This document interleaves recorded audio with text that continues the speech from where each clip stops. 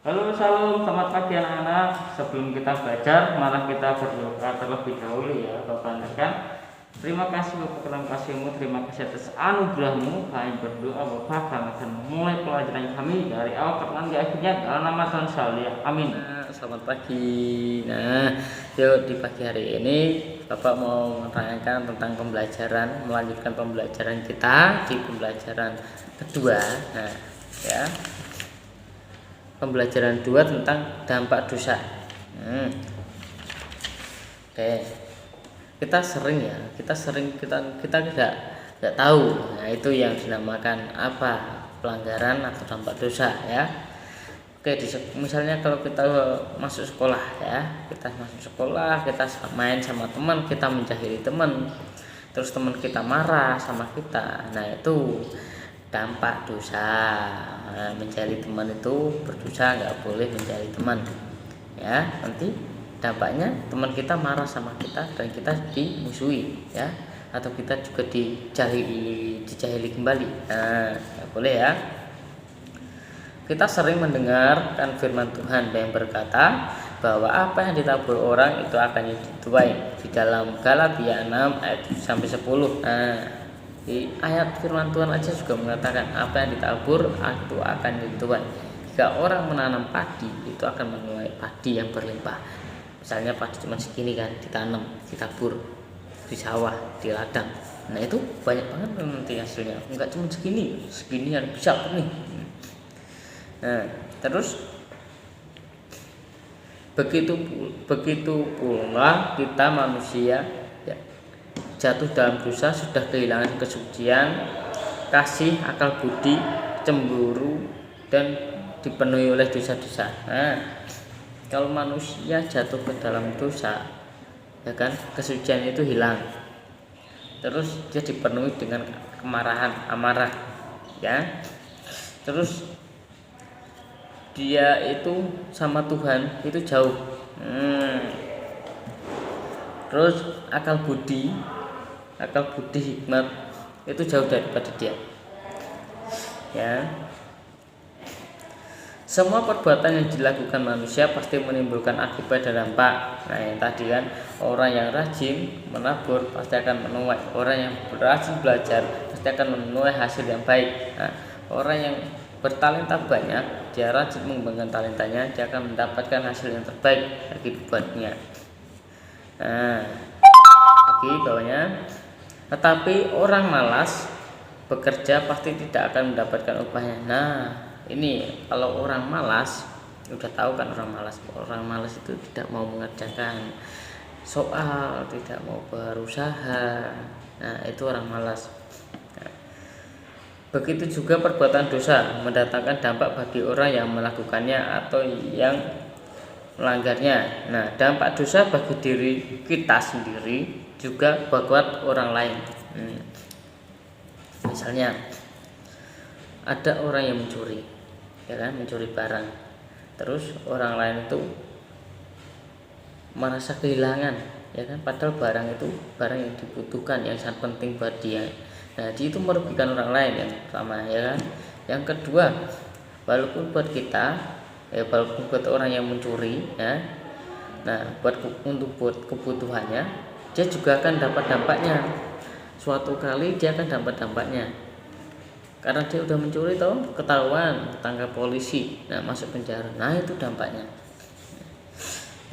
Lagi bawahnya, manusia bisa jatuh dalam dosa ketika hidup jauh dari Tuhan. Nah, orang-orang yang melakukan seperti itu adalah orang yang jauh dari Tuhan. Dia tidak mengerti akan firman Tuhan, kebenaran firman Tuhan. Hidupnya susah, udah jauh dari Tuhan, hidup susah, tidak tahu kesucian. Dalam kitab Yohanes 3 ayat 4 dijelaskan bahwa dosa adalah perbuatan yang melanggar perintah Allah. Hanya Allah yang berhak dan mampu mengampuni dosa. Nah, kalau di sini kan dikatakan dalam Yohanes 3 ayat 4 itu dosa itu adalah perbuatan yang melanggar perintah Allah. Ya, udah pasti ya, dosa itu melanggar perintah Allah, itu udah pasti. Dosa itu banyak banget macamnya. Tapi semua macamnya itu hanya ya dosa. Dosa kecil, dosa besar, itu tetap aja semua itu dosa. Ujung-ujungnya dosa ya. Nggak boleh, kita tidak boleh melanggar perintah Allah. Kita harus taat akan perintah Allah ya.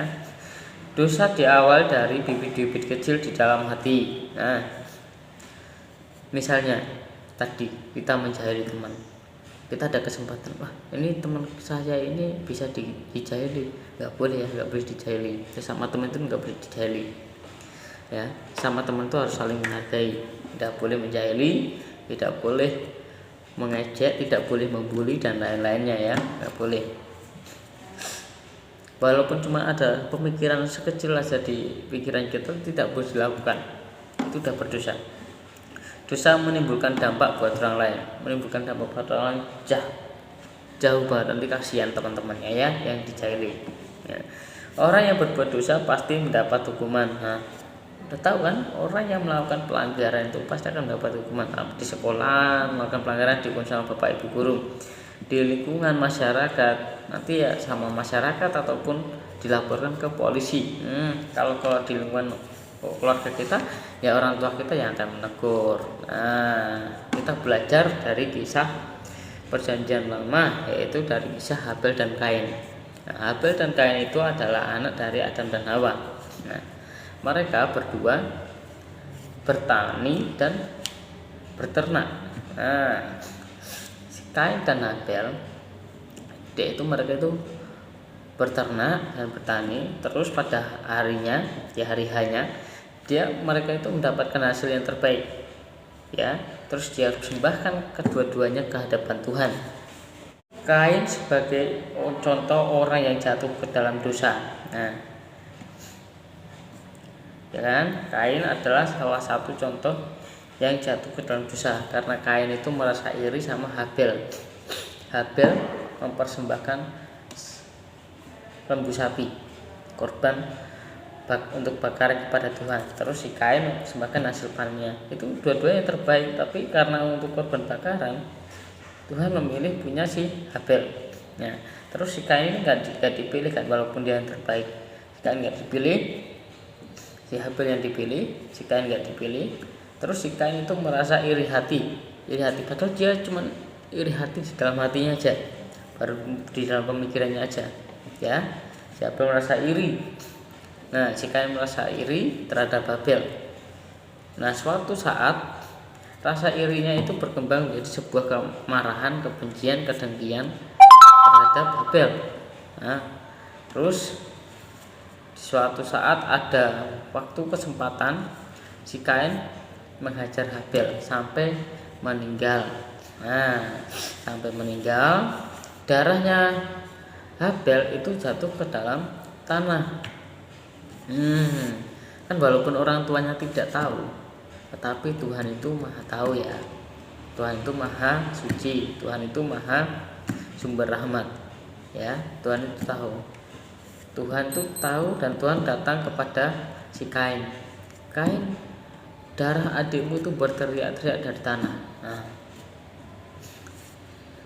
lalu itu kan namanya dampak dosa ya kan. Walaupun iri hati kecil aja itu bisa menimbulkan menimbulkan kemarahan, dengki, dan dilakukan. Nah, habis dilakukan merugikan orang, Habel meninggal ya kan. Terus habis Habel meninggal, Kain nanti dapat hukuman, bisa dihukum sama Tuhan ya kan. Dia suruh kemana-mana, dia mengembara di mana-mana pun ya, dia sebagai seorang pelarian. Di dalam Alkitab menyatakan seperti itu. Nah, terus melalui cerita Kain dan Habel itu kita juga dapat memetik sifat-sifat Allah. Sifat Allah ada 4 ya, yaitu Allah Maha Tahu, Allah Maha Besar, Allah Maha Suci, dan Allah Maha Segala Rahmat. Allah Maha Tahu itu kalau walaupun Allah di atas ya tahu, tidak kelihatan sama Habel sama Kain waktu mereka berkelahi, waktu mereka berantem, mereka tidak melihat Allah, tapi Allah melihat mereka. Nah, Allah Maha Besar, Allah menerima Habel sebagai persembahannya. Nah, persembahan Habel itu diterima. Terus Allah Maha Suci, karena Tuhan, walaupun Tuhan menghukum si Kain, Tuhan masih mengasihi Kain. ya. Allah sumber sumber rahmat. Nah, Tuhan senantiasa kain dan melindungi kain agar kain tidak dibunuh oleh siapapun, ya kan.